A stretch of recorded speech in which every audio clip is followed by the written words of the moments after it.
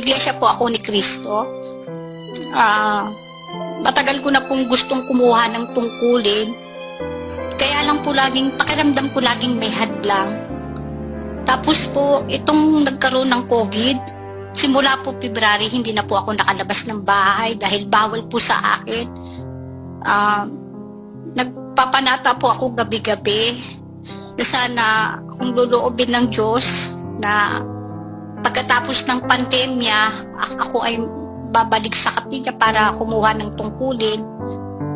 Dangan nga lang po, sa akin pong mga pagpapanata, hindi ko magawang pagpatawad sa mga taong gumawa sa akin ng kasalanan. Kahit po nananalangin ako sa gabi, tuwing matutulog na lang po ako, nandun po yung puot sa puso ko na hindi ko magawang magpatawad.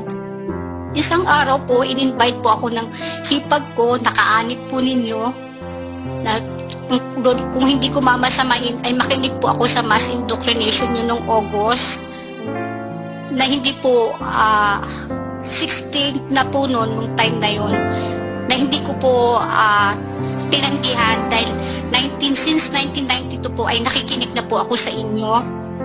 Bata pa po kasi kayo nung time na yon, pero magaling po talaga kayo pagdating sa Bible. Gusto ko lang pong malaman, brother, ito po bang pinagpapanata kong ito, ito pong iglesia ng Diyos po ba ang naging daan? Kasi hinihiling ko po na bigyan niya ako ng sign kung saan ako nararapat na maglingkod sa totoong Diyos. Kasi napakinggan ko po yung buong doktrina nung August.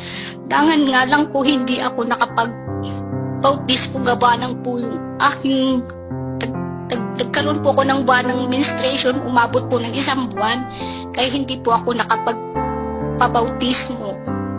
Gusto ko lang po sanang dinala na po ba ako dito ng Diyos para dito na buong buhay ko, susulitin ko para maglingkod po sa Kanya. Yun lang po. Alam mo, kapatid na Janet, may babasahin akong talata, doon sa Roma 8:28. Pakinggan mo mabuti, ha?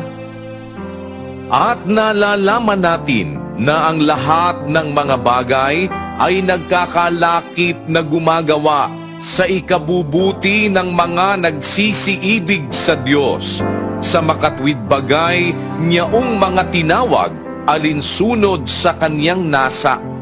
Sabi ng Diyos, salita ng Diyos ito, sinulat ni Pablo, nalalaman natin lahat ng bagay nagkakalakip na gumagawa sa ikabubuti ng nagsisiibig sa Diyos, sa makatwid bagay niyaong mga tinatawag ng Diyos alinsunod sa Kanyang nasa. Tinatawag ka ng Diyos kaya nangyari sa iyo yan. Lahat kasi ng bagay magkakasamang gumagawa. Naawa ang Diyos sa iyo. Nasa kulungan ka kasing mali. Nasa iglesia kang mali, kapatid. Isipin mo, ang iglesia mo, iglesia ni Kristo, tapos yung Kristo mo, tao. Tinuro ba sa'yo na si Kristo wala pang sanlibutan, ipinanganak na ng Diyos?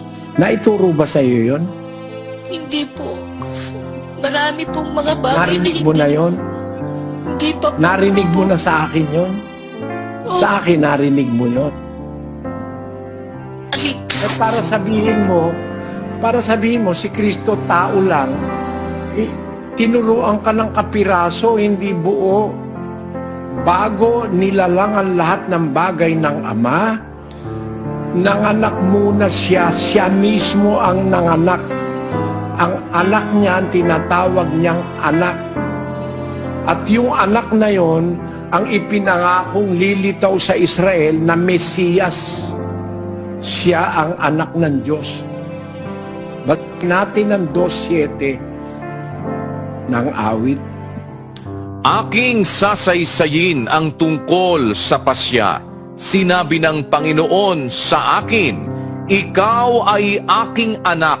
Sa araw na ito ay ipinanganak kita. Yung araw na pinanganak siya, kailan nangyari yon? 17:5 ng Juan. At ngayon, Ama, luwalhatiin mo ako sa iyo rin, ng kaluwalhatiang aking tinamo sa iyo, bago ang sanglibutan ay naging gayon. Bago palalaki ng sanlibutan, ipinanganak na siya ng Ama eh.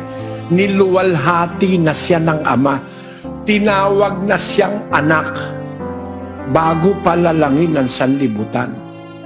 Kaya, kapatid, kung itinuro lang ito ni Manalo, hindi ka maniniwalang si Kristo tao. Kasi wala pang mundo, ipinanganak na siya ng Diyos eh. Kaya nung ipapanganak siya sa laman, no, sa lahing Israel, ang hula ni Propeta Mikas 5:2, kapatid na Daniel. Ngunit ikaw, Bethlehem Ephrata, na maliit upang lumagay sa libu-libo ng Huda, mula sa iyo ay lalabas sa akin ang isa na magpupuno sa Israel, na ang pinagbuhatan niya ay mula ng una, mula ng walang hanggan. Ayon, sabi sa Biblia, yung lilitaw sa Bethlehem, si Kristo yon, ang pinagbuhatan niya mula ng walang hanggan. Ibig sabihin, wala pang lumpas sa eternity, umiiral na siya. Kasi ipinanganak na nga siya ng Ama bago pa nilalang ang sanlibutan. Hindi tinuro ni Manalo yan eh. Pero nasa Biblia yan. Yan ang katraidura ng mga pastor sa Diyos. Ang nasa Biblia hindi tinuturo, duwag silang ituro kasi mahahalata ang katangahan nila sa Biblia. Kaya kung tinatanong mo sa akin, gusto mong kumuha ng tungkulin sa iglesia ni Manalo, hindi matuloy-tuloy, lahat ng bagay na nangyari para sa ikabubuti mo, kapatid, hanggang sa nakapakinig ka ng aral na galing sa Biblia. Yun ang dyan, yan ang pinaka final analysis dyan. Lahat ng bagay gumagawa, magkakalakip sa ikabubuti ng mga nagsisiibig sa Diyos. Yaong mga tinawag alunsunod sa kanyang nasa. Ang Diyos na ang tumatawag sa iyo, kaya hindi ka matuloy-tuloy, doon sa gusto mong tungkulin sa iglesia ni Manalo. Unang-una, walang katotohanan niyang iglesia na yan. Tayo ng tao yan eh. Pati aral diyan galing sa tao. Ang daing aral diyan na galing sa tao, wala sa Biblia. May laga, abuloy sa Webes, may abuloy ng Linggo, mayroong lagak, may para sa kapilya, may para sa pasalamat na taunan. Yan bang lahat ng hinihinging pera sa inyo? Nasa Biblia ba yan? May tinitipon construction, may pambili ng lupa, may pagpapakumpuni ng kapilya. Basahin na nga natin, Daniel. Mahirap magdadaldal ng walang batayan. Ito po ang kanilang Ministerial Ethics and Church Procedures, page 250. Ang mga ingat yaman ang tuwirang mananagot ng lahat ng uri ng salapi ng lokal, maging ito ay abuloy ng Panghuwebes, Panglinggo at Kabataan, tinitipon construction, pagbili ng lupa at pagpapakumpuni at pagtatayo ng kapilya, at gayon din ang salaping inilabas mula sa lagak, buklod, kadiwa at iba pa. Gayon din ang iba't ibang pabilin na may kalakip na salapi. Ang dami namang salapian yan. Iba't ibang pabilin na may kalakip na salapi. Hindi na sinabing isa-isa eh. Kasi hahabang masyado sa dami. Pagkatapos banggitin nyo, abuloy ng Webes, Panglinggo, at Kabataan, tinitipon construction, pagbili ng lupa, pagpapakumpuni, pagtatayo ng kapilya, mga salaping inilabas mula sa lagak, buklod, kadiwa, at iba pa. Pagkatapos nung iba pa, marami yon. Gayon din ang iba't ibang pabilin na may kalakip na salapi. Napakaliwanag na salapian yan eh. Kwartahan ang tawag nung una rin. Kaya yumaman yung mga pastor nyo eh. Mga leader ng inyong relihiyon. Naging bilyonaryo. May sariling eroplano. Galing sa mahihirap na miyembro. Ha? May mansyon na bilyon ang halaga. Bilyon ha? Saan galing? Wala namang negosyo yung mga yan, kundi mula sa pagkapanganak, mula sa paglilihi. Nanggaling na lahat sa mga mahihirap na miyembro sa iglesia nyo. Alam mo, hindi naman siguro masama na nagbibigay ka eh. Hindi masama yun. Pero, pag ang binibigyan mo, dinadaya ka, napakasama nun. Hindi ka tinuturuan ng tunay na aral. Yun lang pagiging anak ng Diyos ni Kristo. Di nila tinuturo yan eh. Sinasabi nila anak ni Maria, kaya tao. Hindi totoo yan. Bago lalangin ng mundo, ipinanganak na siya ng Diyos ayon sa Biblia. Kaya, diyan sa mga bagay na yan, mag-isip ka, kapatid na Janet. At sana, kaawaan ka ng Diyos, pati ang iyong buong pamilya, na makaligtas kayo diyan sa relihiyong yan. Itinayo ng tao, may utos tao. Ang mga iba't ibang utos diyan galing sa tao. Kailangan iboto mo yung gusto ng pastor mo. Pag hindi mo binoto, titiwalag ka. Wala sa Biblia yan. Ang sa relihiyon, hindi nakikialam sa politika yan.